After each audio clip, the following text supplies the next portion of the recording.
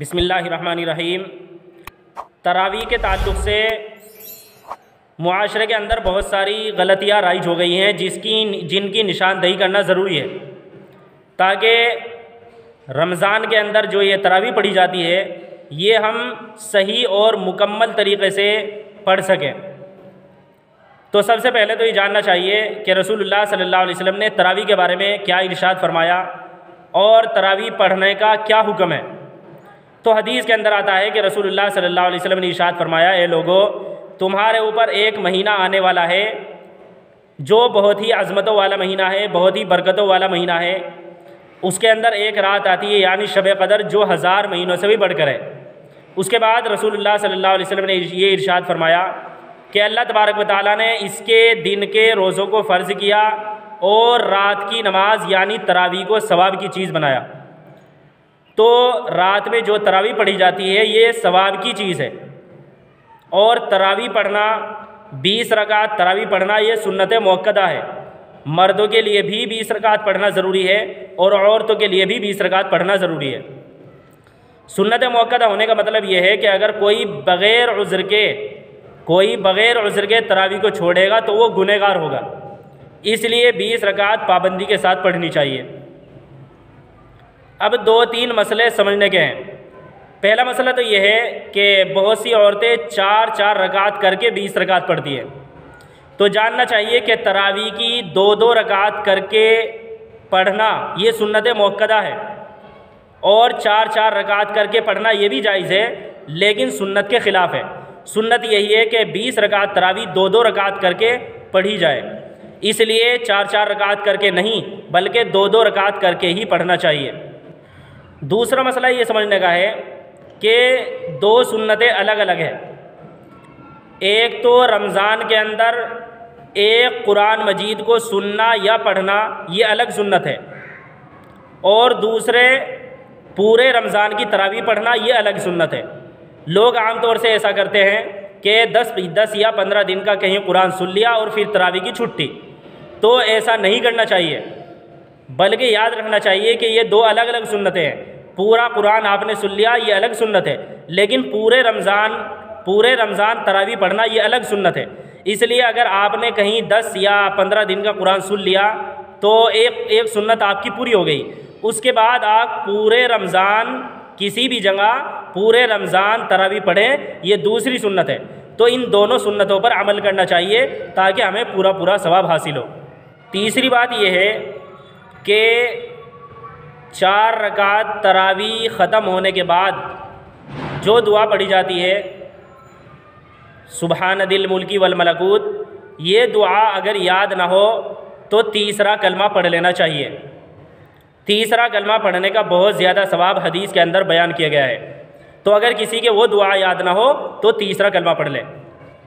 اب آخری بات جو بہت ہی زیادہ اہم ہے اور جس میں عام طور سے بہت زیادہ غفلت کی جا رہی ہے، وہ یہ ہے کہ تراویح پڑھنے پر ہم کو ثواب ملے گا، لیکن کب؟ جب ہم قرآن اس طریقے کے مطابق پڑھیں گے جس طریقے کے مطابق پڑھنا چاہیے۔ لیکن اگر کوئی اتنی تیز رفتار سے پڑھے گا، اتنی اسپیڈ سے پڑھے گا کہ سننے والوں کو پتہ ہی نہ چلے، تو پھر قرآن پڑھنے کا کوئی ثواب نہیں ملے گا، بلکہ اس طرح قرآن پڑھنا جائز ہی نہیں ہے۔ عام طور سے جو 7 دن کا 15 دن کا قرآن ہوتا ہے، یا 5 دن کا یا 3 دن کا قرآن ہوتا ہے، اس میں عام طور سے یہی کیا جاتا ہے کہ اتنی تیز رفتار سے قرآن پڑھتے ہیں کہ سننے والوں کو پتہ ہی نہیں چلتا کہ کیا قرآن پڑھا جا رہا ہے۔ اس طرح پک پڑھتے ہیں کہ جیسے راجدھانی ایکسپریس چل رہی ہو۔ تو اس طرح قرآن پڑھنا کہ سننے والوں کو کچھ پتہ ہی نہ چلے کہ کیا پڑھا جا رہا ہے، اس طرح قرآن پڑھنا جائز نہیں ہے۔ اس طرح قرآن پڑھنے کا کوئی ثواب نہیں ملے گا، بلکہ الٹا عذاب ہوگا۔ اور ایک دوسری بے حرمتی یہ کی جاتی ہے کہ ادھر امام صاحب قرآن پڑھ رہے ہیں اور ادھر لوگ پیچھے بیٹھے ہوئے باتیں کرتے رہتے ہیں اور گپ شپ کرتے رہتے ہیں، اور اس انتظار میں رہتے ہیں کہ امام صاحب کب رکوع کریں گے اور ہم کب ان کے ساتھ مل جائیں گے۔ تو دو طریقے سے قرآن کے ساتھ بے حرمتی کی جا رہی ہے۔ ایک تو جو پڑھنے والے حافظ ہیں وہ قرآن کے ساتھ بے حرمتی کر رہے ہیں، اور دوسرے جو پیچھے سننے والے ہیں وہ قرآن نہیں سنتے بلکہ نیت ہی نہیں باندھتے، بیٹھے رہتے ہیں، باتیں کرتے رہتے ہیں، گپ شپ کرتے رہتے ہیں، اور جب امام صاحب رکوع کے اندر جاتے ہیں تب جا کر وہ رکوع میں شامل ہوتے ہیں۔ تو اس طرح حافظ قرآن بھی قرآن کے ساتھ بے حرمتی کر رہے ہیں، اور پیچھے جو سننے والے ہوتے ہیں وہ بھی قرآن کے ساتھ بے حرمتی کر رہے ہیں۔ تو ایسا نہیں کرنا چاہیے، ایسا کرنا جائز نہیں ہے۔ میں یہ نہیں کہہ رہا ہوں کہ 7 دن کا پڑھنا جائز نہیں ہے، 10 دن کا پڑھنا جائز نہیں ہے، بالکل جائز ہے۔ 7 دن کا پڑھنا بھی جائز ہے، 10 دن میں قرآن ختم کرنا بھی جائز ہے، 15 دن میں پڑھنا بھی جائز ہے، لیکن تجوید کے ساتھ، ترتیل کے ساتھ پڑھنا چاہیے۔ دیکھو قرآن پڑھنے کے 3 طریقے ہیں، ایک تو ہے ترتیل، اور ایک ہے تدبیر، اور ایک ہے حدر۔ تو ترتیلاً تو قرآن مجلسوں کے اندر اور جلسوں کے اندر پڑھا جاتا ہے، اور تدبیراً جو قرآن پڑھا جاتا ہے وہ عام طور سے جو 5 وقت کی نمازیں ہیں ان میں پڑھا جاتا ہے۔